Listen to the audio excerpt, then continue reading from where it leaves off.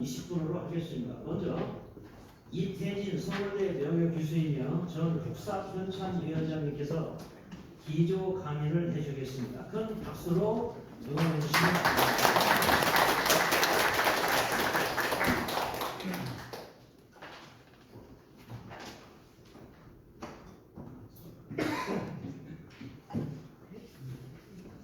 안녕하십니까.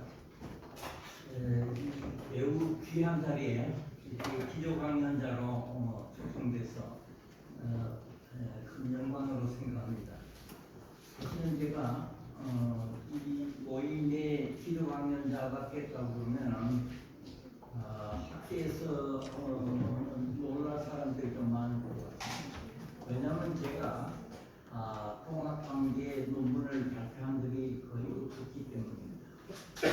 제가 통합관계를 외면한 게 아니라 통합농민운동을 어떻게 파악을 하느냐, 저 나름대로 활동한 궁리하는 끝에 최근에서야 제 기연회를 논문을 통해서 듣고 또 칼럼 글을 중앙일보에 있는데 특강 중에 하나로 썼습니다. 지난 2월 24일이었는데 박용구 선생님께서 그 글을 보고 여러 가지 도움 논문 자료도 주고 했습니다. 그러시더니 8월달에 와서 이런 모임이 있는데 이거 꼭 발표해달라 이런 요청을 해주셨습니다. 영광스럽기도 하지만 처음에는 내가 해도 되느냐 좀 조심스러웠습니다. 그런데 학교에 이제 월로 치고를 받는데 이 자리를 이 요청을 외면하는 것은 도리가 아니다. 그렇게 결정을 내리고 오늘 이 자리에 임했습니다. 사실은 2월 24일에 중앙일보 선대위 중앙일보에 실린 글인데 박 선생께서 한 글자로 고치지 말라고 그대로 가지고 나왔습니다. 저는 박 선생 말을 잘 듣습니다.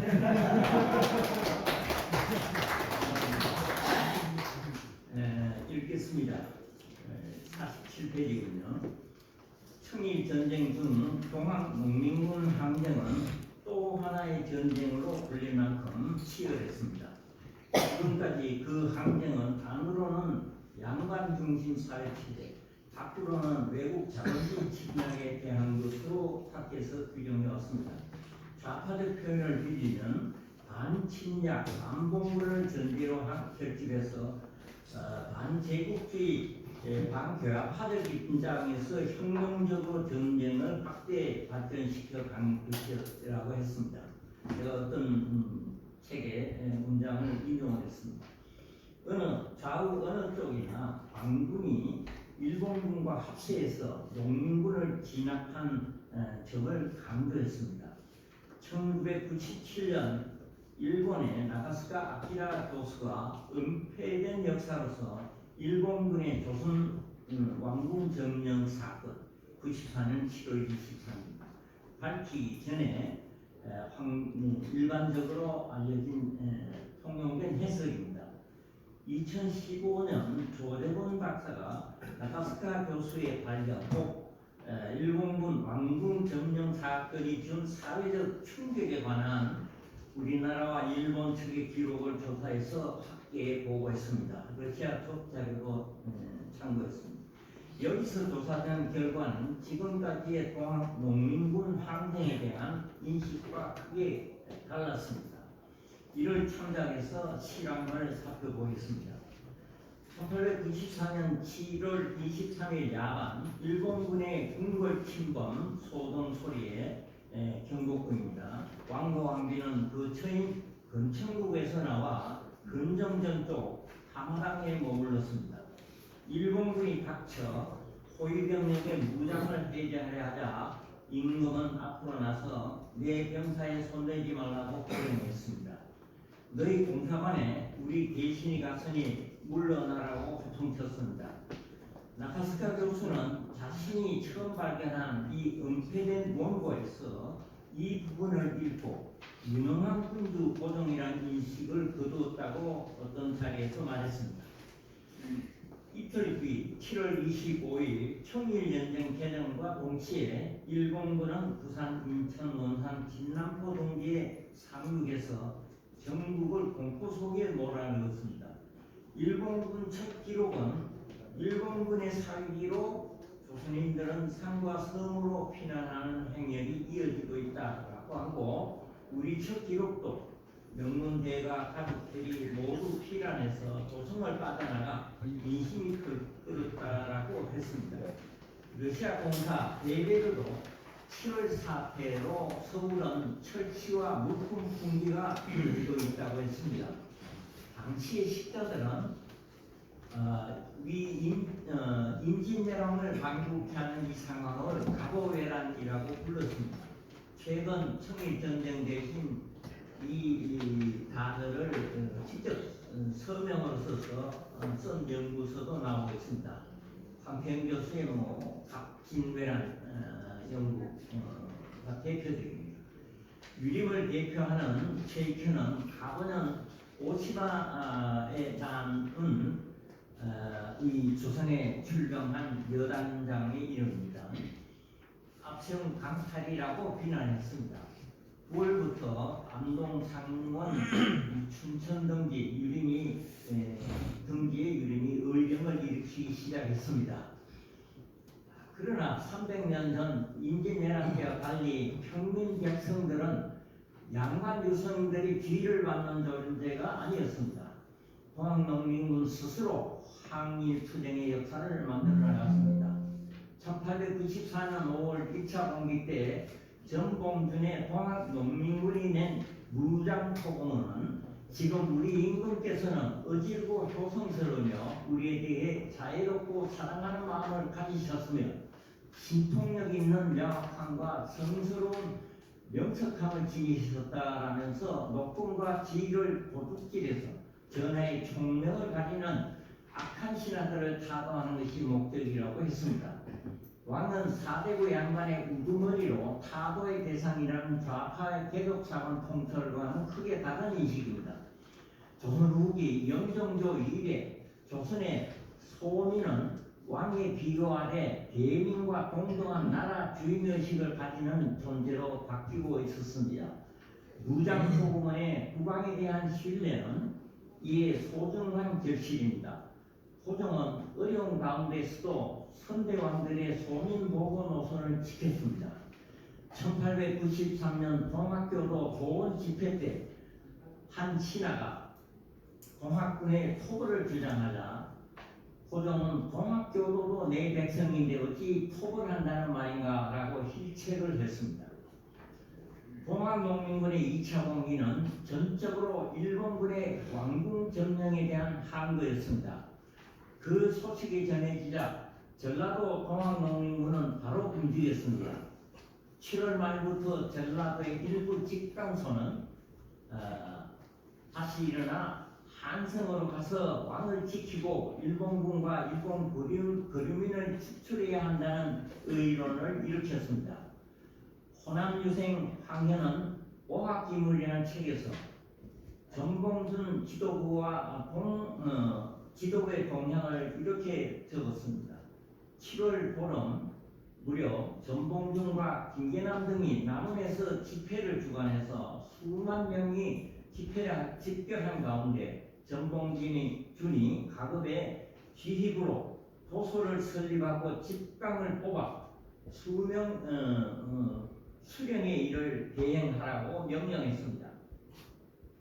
또 전라감사 김학진의 군관 송인혜가 와서 가명의 뜻을 전달하자 나라의 어려움을 함께 처리하자고 약속했다고 했습니다. 반민이 하나가 된 장면입니다. 동학농민군 조직은 조선 후기 농업경제 발전과 함께 발달한 농촌 공동체 위에 서 있었습니다. 협업을 중시한 공동체 의식은 상관의 수탈에 분노했지 왕을 적으로 보는 계급의식에 빠져있지 않았습니다. 유림 세력이 상대적으로 약한 호남에서 농민공동체는 두레라는 말을 직접 정확하게 쓰고 있었습니다. 독립하라 모정회의를 통해 자율성을 더 발휘했습니다.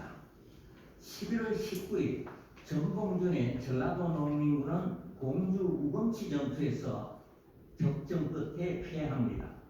이후 전봉준은 남쪽으로 이동해서 일본군의 모조리 섬멸작전의 작전 이름입니다. 밀려 내려온 충청도 농민군과 합세해서 싸우다가 12월 28일 순창에서 일본군에 체포되어 서울로 압송됩니다. 그리고 해를 넘겨 1895년 1월 2일 서울 일본 공사관에 도착해서 4차에 걸친 신문을 받습니다. 이 신문에서 전봉준은 왕궁 점령 사건이 2차 공기의 원인임을 다음과 같이 거듭 밝혔습니다. 8월 17일 궁궐 침범 소식과 관련해 무주 직광소 앞으로 통문을 보내 외국과 국왕을 욕보였으니 우리는 마땅히 목숨을 걸고 의로서 싸우기를 결심했다. 그러나 자칫 그 화가 종사에 미칠지 물러나 사세를 환망행위를 한 뒤 9월 말 평양 전투 지도부가 다시 의논을 내기 시작해 10월 하순 충청도 동학농민군의 거사를 보고 11월 초 3대역에 4,000여 명이 모인 뒤 북상에서 제2차 봉기를 시작했다. 우금치 패퇴 후인 12월 8일에 정부군 지방 감영 병사 및 이석, 상인 등에게 보내는 고시에서 개화 간담이 일본 군부와 결탁한 것을 비난했습니다. 그러니까 동학농민군 토벌에 동원된 광부는 고종이 보낸 것이 아니라 개화간당 제2차 김홍집 내각에서 보낸 거라는 구별을 하고 있습니다. 우금치 전투에서 마주한 강군에 대한 비난이었습니다. 전봉준은 그 강군이 국왕이 아니라 김홍집의 개화간당을 간단히 보낸 것으로 간주했습니다. 일본군 인천 병창부대의 진중일지는 9월 23일 당시 인천이 상륙 본부였으니까요. 여기서 전국 각지에 파견한 부대와 연락하고 있었습니다. 그 기록이 진중일지인데요. 이 일지는 9월 23일 동북 대본영으로부터 동학농민군 지도자를 잡아 포박하라는 명령을 받은 뒤 바로 충주 지역 강문 병창대로 와서 국왕이 보낸 선무사를 만난 사실을 다음과 같이 적었습니다.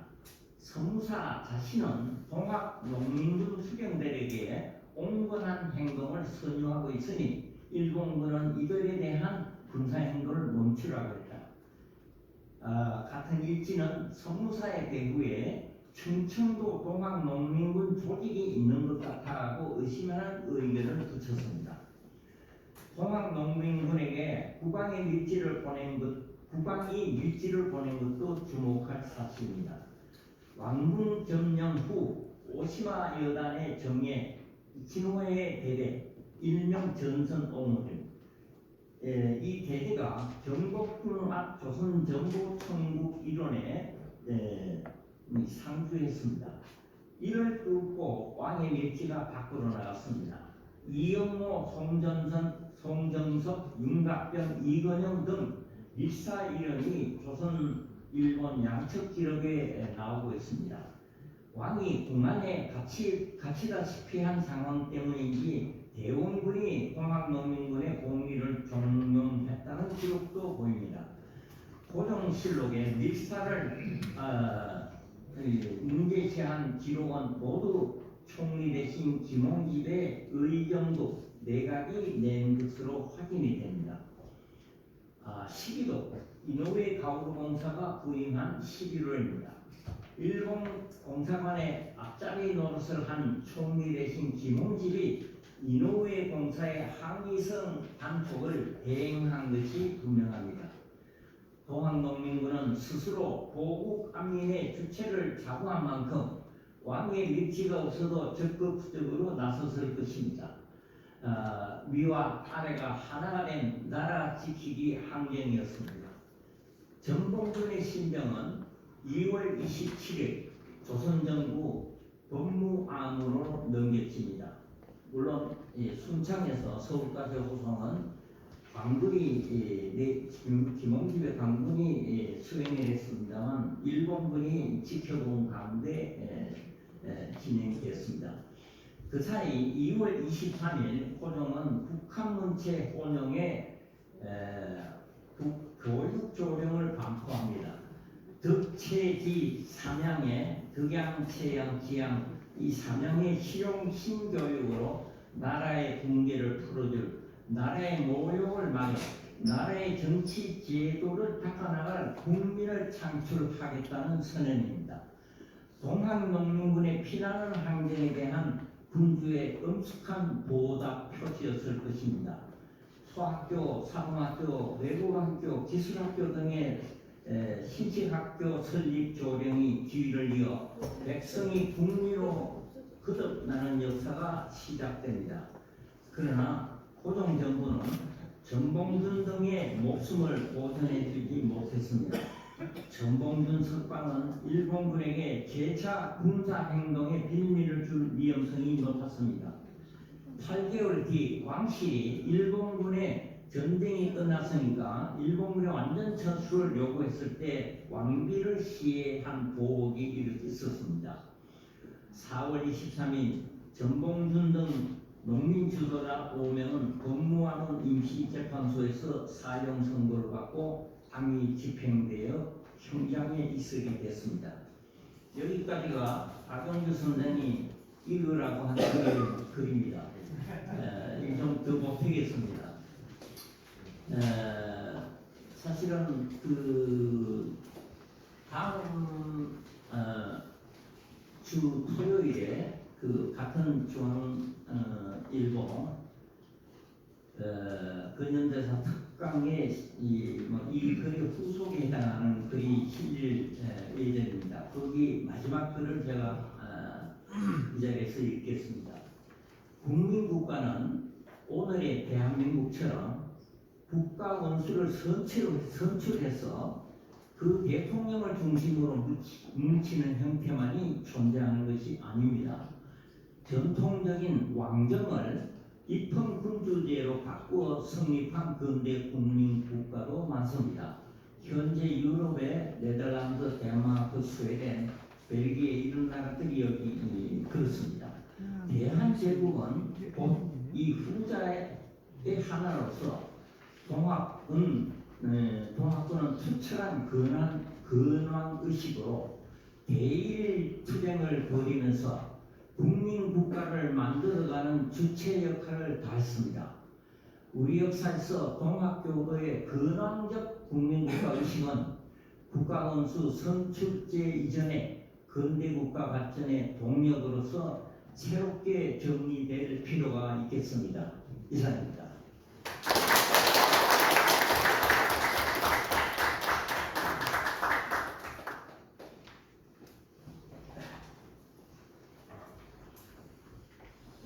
수고하셨습니다. 5분을 세이브했습니다. 너무나 그냥 기조강의를 잘해주셔가지고 시간 가는 줄 몰랐습니다.